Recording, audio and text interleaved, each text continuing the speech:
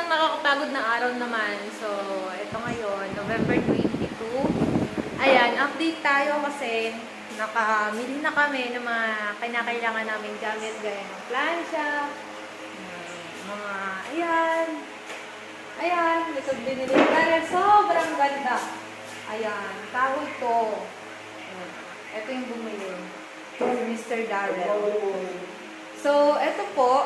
Meron kami dito. Ayan, nagpakita na natin yan. Na-unbox na natin yan. Yung oven. Tsaka yung ref, meron din yung laman. Meron yung laman. Ayan. Ayan pa lang yung laman. Wala pang mga laman yung iba. So, pagdating dito sa freezer, ito po kasi yung baba, yung freezer.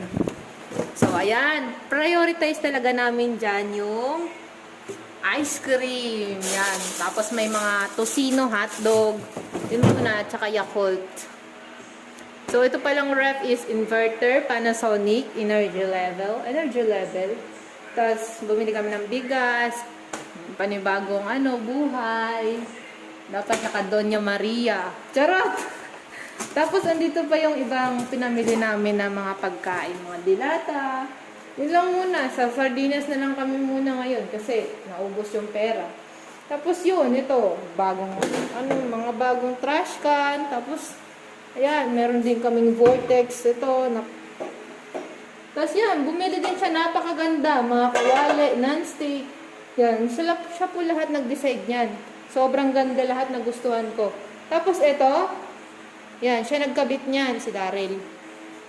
So, ayun lang naman. Diba? Nakakatuwa. Napaka niya, diba? Ayan. Oh, see? Meron tayo dyan mga toyo, mga mga basic muna.